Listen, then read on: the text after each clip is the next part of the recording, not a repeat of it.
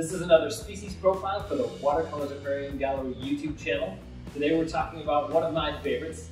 Okay, let's just face it, the whole genus is one of my favorites, all right? We've all been a little crazy for this genus lately. So. We're specifically going to do a species profile on Apistogramma Macmasteri.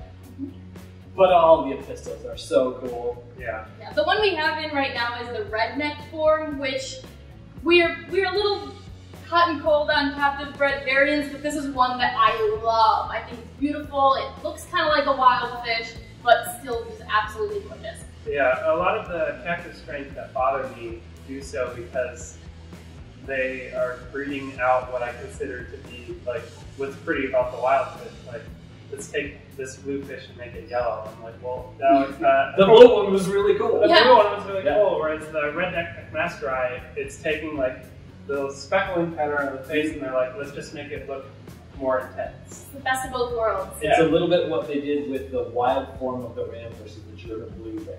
Yeah, I think that's still almost a wild looking fish, just a little souped up a little bit. Yeah, right what I say. Yeah. So all of the apistos, and I'm actually using the word all, even though I have scientific background, all of the apistos do well in small-ish tanks.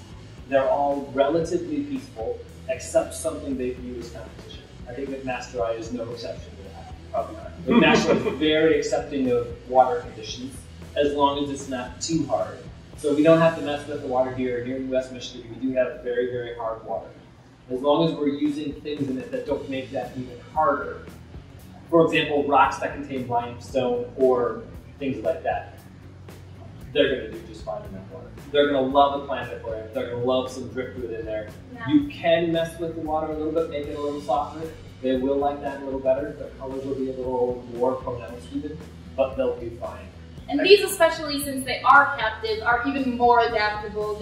We've gotten wild ones in that have done just fine too. Yeah, I had a reverse trio of the redneck Macmasteris, and those kind of the gateway drug. But I kept them in a planted 30 with some other stuff, and I think the trick is to just keep the water clean. Did you get a spawn out? Yes, but given that they had tank mates that like to eat fry. Okay. So, yeah, 30 I think is probably like an apisto community. Like that's a good size, but you could do a pair of apisto Macmasteri or really any apisto in a 10. You just want to be a little bit more careful about maintaining water quality if you're keeping other fish with them. Right. Yeah. Other fish they would look at as competition would be pretty much other dwarf cichlids. They're not going to want other dwarf cichlids in something as small as this. Yeah, and I would also be cautious in even slightly larger setups, putting them with something like a gourami or a betta.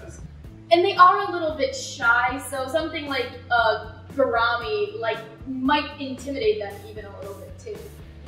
On the other hand, some of the schooling fish, even some of the smaller catchers, would be just fine with those fish and give them the boldness that they want so they can show off those great colors. Yeah, I love them with pencil fish. Yes, that's a great choice. The pencil fish are a little hardier and a little tougher, they can take it. Yeah, and so peaceful. Yes, but they've been fine with things like carbon. Those females, when they're in breeding condition, get that beautiful gold yellow.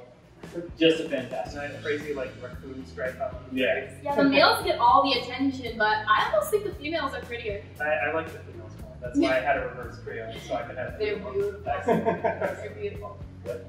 So there you have it. Very cool fish. Excellent addition to a planet aquarium. Maybe we want to pair in this tank right here. I mean, I didn't have a trio that we got on. That'd be a good time. Well, if you want more information on this or other apistos, look for our podcasts and more YouTube videos coming up soon. In the meantime, have lots of fun and keep those hands wet.